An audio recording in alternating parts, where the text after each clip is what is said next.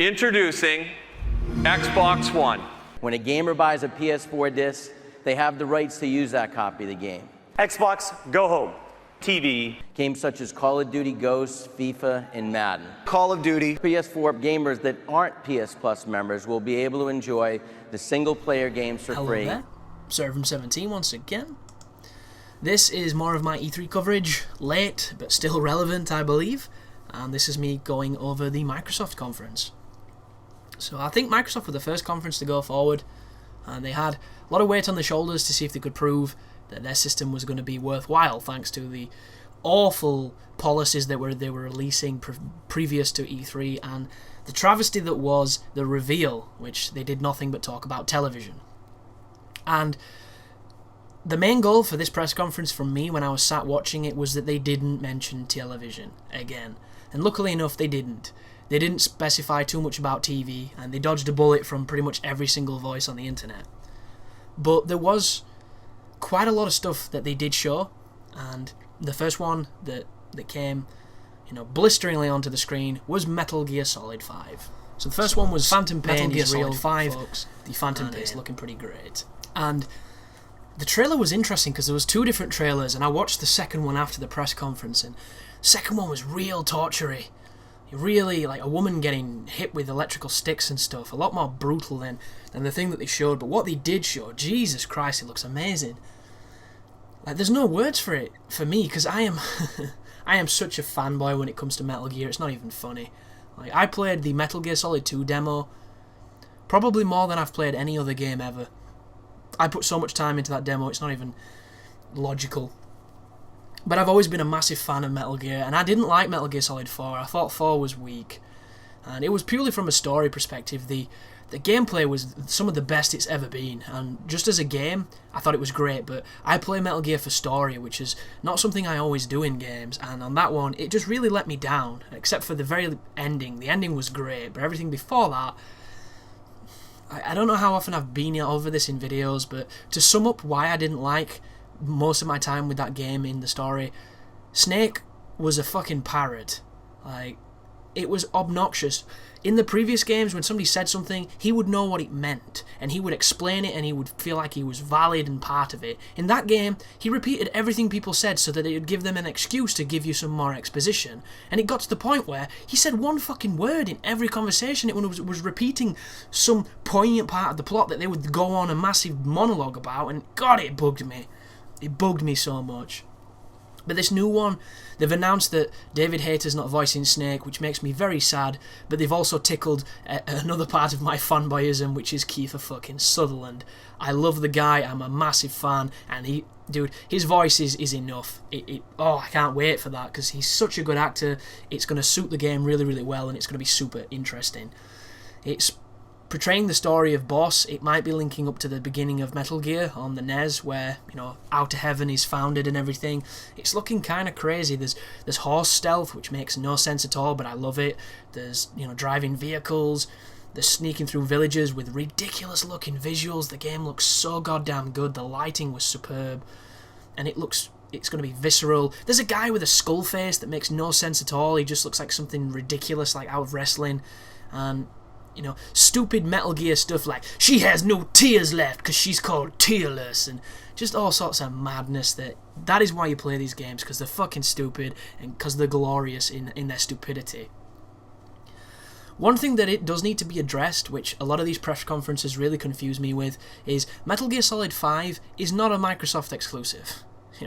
It's at their press conference because it's a great game and they wanted to open with something good. But this is going to be on the PlayStation because it's home. It started on the PlayStation. And similar to Microsoft's press conference, where they showed all the Final Fantasy stuff and they showed Kingdom Hearts, everybody gets excited, those games aren't exclusives either. They're going to be on the Xbox. So there's this really weird precedence that's been started where they're showing games that aren't even just on their platform. And they're not third parties, so they're on everything. They're literally... Well, they are third parties, sorry. But it's one of those things where they're kind of showing it as if they've got this in their hand, but the other person does as well. So I think it's misleading, is what I'm trying to say in a kind of terrible way. But Metal Gear Solid 5 looked great. I've just got one question with it. What the fuck is growing out of his head? Like, all the footage I've seen of people covering that game have talked about a million different things in details, but nobody's talked about the elephant in the room. There is a black thing embedded in his forehead. And he keeps mentioning how he's turning into a demon and how he's becoming a demon. Is he actually becoming a damn demon? What does this even mean? It looks like his forehead's growing a tree, and I don't know what it means, but I cannot wait for that game. Erection mode engaged, just insanely cool. They went on to speak about a new Xbox 360, which is going to be smaller, prettier, it talks to you, it serves you tea. I don't know what the fuck it does, but they've mentioned a reduced price point on some websites, but they haven't announced that yet. I have no real notion why they're bringing a new Xbox out. I hope it does something different. And then they went on to talk about the world of tanks, which, just the biggest jaw-breaking yawn. I could not care about tanks, I couldn't give a single shit, and this is a game that's been out for a long time on PC that probably has an occult following, sorry, it's got nothing to do with the occult. And I'm just thinking, who's on Xbox right now who doesn't have access to this game on PC? You know, it's going to come out on the consoles, it's going to be heavily changed so that it's nowhere near as good. Who the fuck is going to want to play this on a secondary system? And the answer is, a lot of people, hopefully, because it, you know, but not me, and not the people who are really interested in it, because they've already got it and they're already playing it. So then the press conference went on to show Dark Souls 2, which is another weird one, because this is not an exclusive for Microsoft either. They're just kind of, here, dogs, here, we've got this. And the demo looked interesting, but I'm going to be talking Dark Souls 2 on separate videos, so there's no point dwelling on it here. They then had a showcase for Rise, which, it looked a bit shit. It looked visually stunning, but at the end of the day, it looked like Shenmue. The guy was just quick time eventing through everything. He was doing weird things with a phalanx shield. It was very, like, Trojan-y, and I'm all for, you know, themed games and exploring different historical periods, just not in the way that that game seemed to play. Then they showed Killer Instinct, which is a funny one because I was a massive Killer Instinct guy back on the SNES. I loved it. But that was back when I was into beat-em-ups, and I've kind of grown out of beat-em-ups, as, you know, as much heresy as that is to some people. I just don't see the allure to them anymore. I find them really boring. So I really couldn't care. It's kind of cool that it's been revived, but I don't think it's been made by Rare. And Rare made Killer Instinct. Rare made Killer Instinct good. So I don't have a lot of faith in it, and I don't really know how that's going to work. But it's cool to see such an old title get rejuvenated, and it's been a very long time. But then Insomniac came on and showed off their new IP, which is going to be on Xbox One as well as, I think, PlayStation, and it's called the Sunset Overdrive. And I'm trying to think now, did they say that this was an exclusive? I can't remember. And the reason why I think it's been mentioned that it might be an exclusive is because I read somewhere where I remember like a deja vu feeling of reading somewhere where Insomniac was saying why this game could only work on Xbox. But I might be wrong, guys. This is just me off the cuff telling you, you know, some of my thoughts on E3. Not all of this is going to be perfect. If I wanted it to be perfect, I would stop and research it, but that's just not the way that this is supposed to work. So just take it all with a pinch of salt. You can always Google it, guys. It's very simple. But Sunset Overdrive is essentially a very cartoony-looking, parkour-based movement, third-person shooter. It kind of reminded me of Gotham City Imposters. Gotta say, I wasn't interested at all. Insomniac's first-person games have always been my favourites. Haven't played Fuse, but it got shit on in the reviews, so I hope that they've learnt some lessons and make this a much better game than Fuse was, because Fuse sounded very limited, and this might suffer the same stigma, so to speak. But from then, Microsoft did Forza 5, which we all knew they were going to cover. I essentially turned off at that point because I couldn't care. If you like cars, you'll like it. If you don't like cars, you'll move on swiftly. They then went on to talk about some exclusivity with Minecraft on Xbox One. And to me, my immediate thought is, I don't give a single fuck about Minecraft. Please stop this bullshit now. I don't care. But I also appreciate that Minecraft is a massively popular game.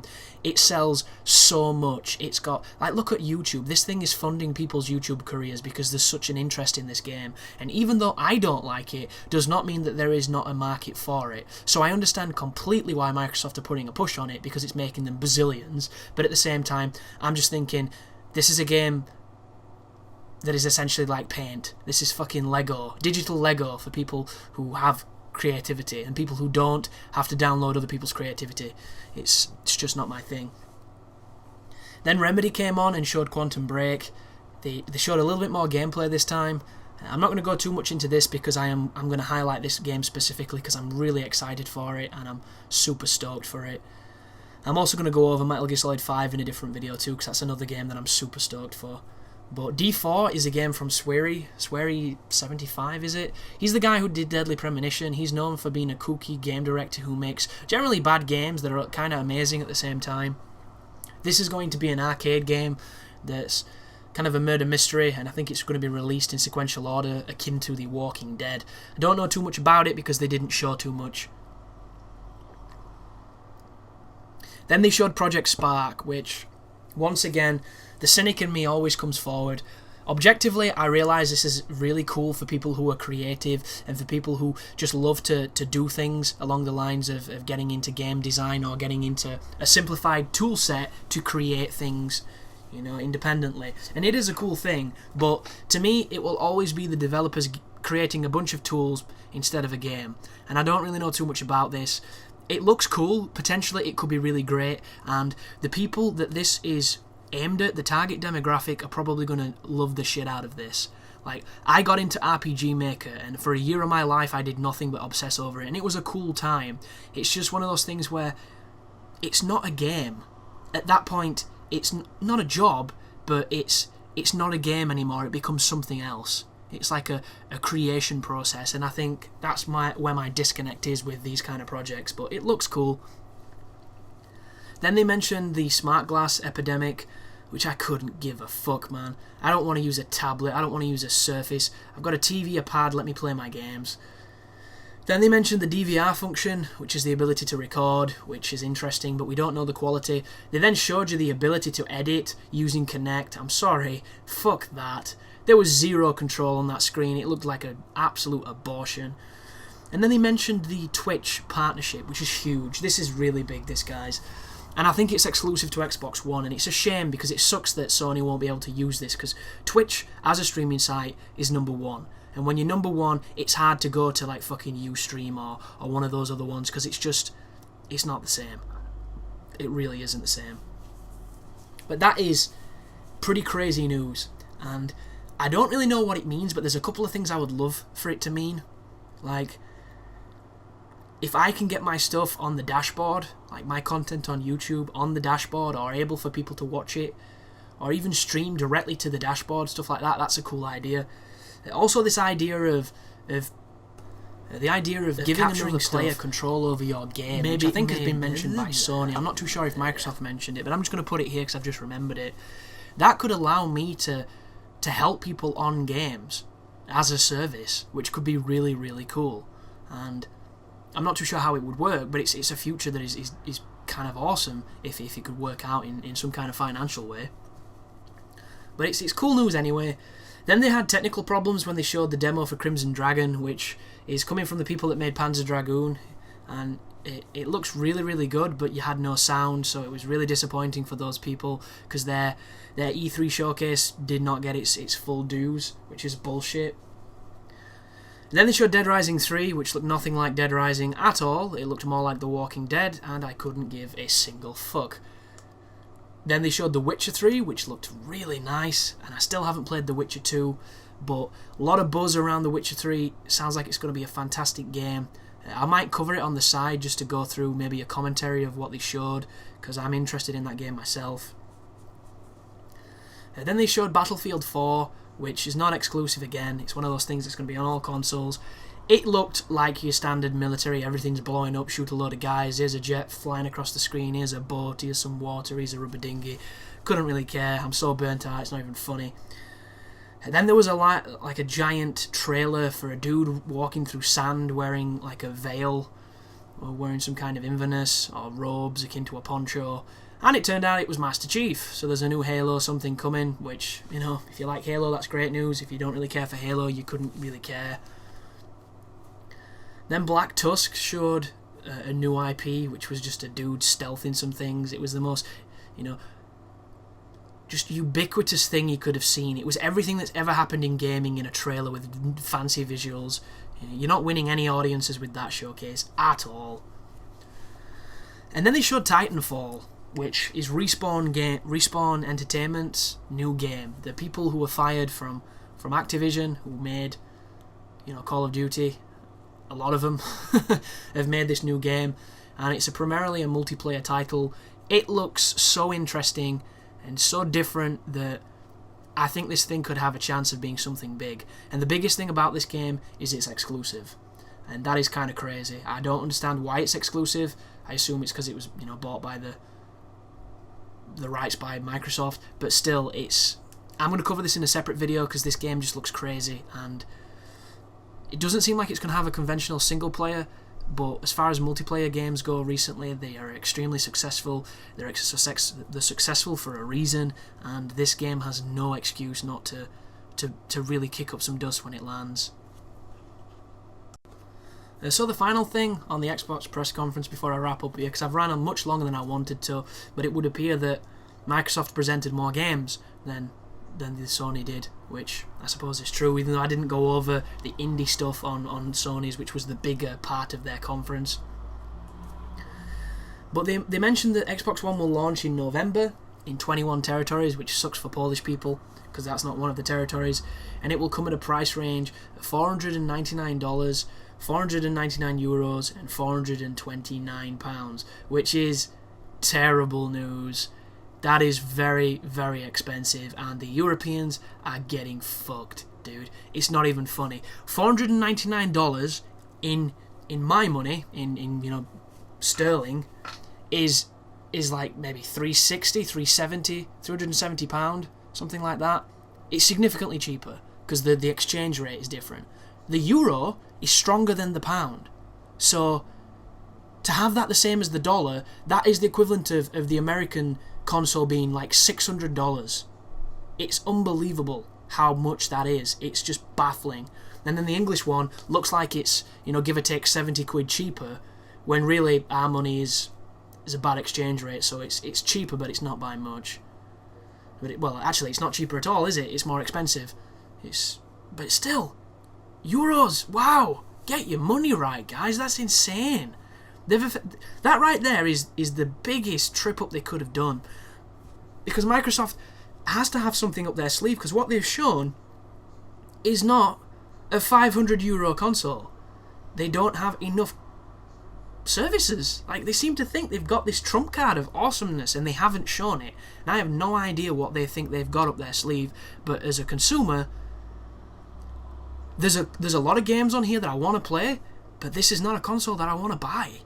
So I really don't know. And these consoles come out soon, and you need to pre-order them, and it's one of those things where at this moment in time I cannot face pre-ordering a machine this expensive for this little promise. So aside from the games, and there are games on here that I like, I don't know.